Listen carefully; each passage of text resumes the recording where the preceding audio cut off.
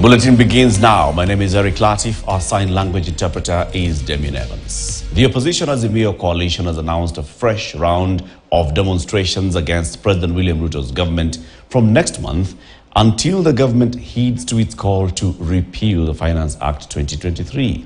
Speaking in Kamukunji, Nairobi, upon his return from a 10-day trip in Europe, Azimio leader Raila Odinga called on Kenyans who are already grappling with the high cost of living to boycott paying the new taxes contained in the Finance Act 2023. KTN Political Affairs reporter David Muthoka was in Kamukunji and has filed the following report.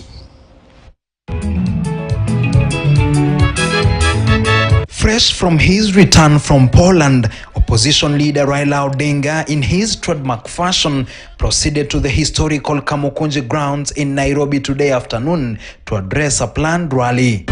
Soon and very soon, the red sun will be rising. Thousands of Nairobi residents thronged the grounds, eager to hear from the Azimio leader, whose return from his 10-day trip in Europe comes barely 24 hours after President William Ruto inked the Finance Bill 2023 into law. Reacting to the Monday's signing of the bill into law, Raila described it as an act of betrayal by a president who rode on the bottom-up campaign prior to his election. At a time like this, silence would be a betrayal to the country. Silence would be treason. We cannot be a nation of people who, having eyes, refuse to see, and having ears, refuse to hear. We have suffered a cruel betrayal of our trust and confidence in the ability of our representatives to protect us. We must punish the traitors.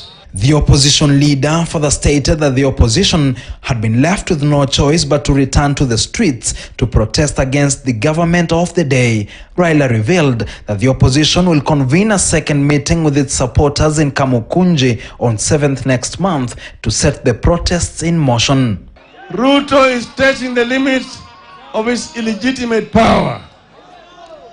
Ruto is testing whether we still have the will, energy, and resolve to fight remnants of dictatorship.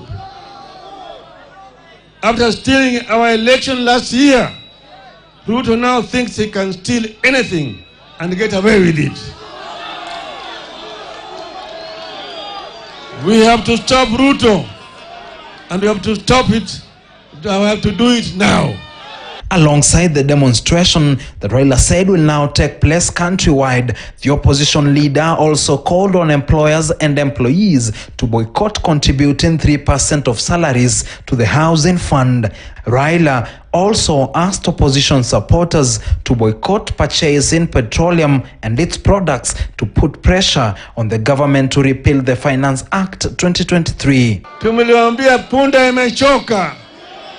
Tuliambia chumba imechoka, wamekataa, wamezidi kuweka mzigo juu ya punda.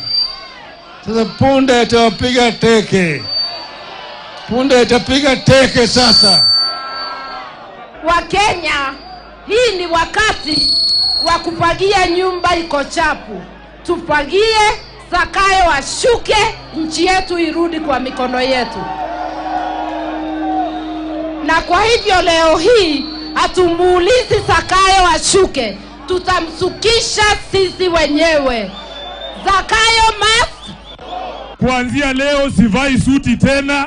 Hii ndio mavazi rasmi ya maandamano. Kiatu yangu ndio hii, nilipewa sare na vijana. Tuingie kwa barabara. Having now threatened to return to mass action, all eyes will remain fixated on the opposition in the coming weeks to see whether it will make good its threat. Because of basic goods, which has been weighing Kenya down, it's going up from next week again. All eyes now in the coming days will be fixated on the government to see how it will react and ultimately on whether this opposition will bear any fruits ultimately.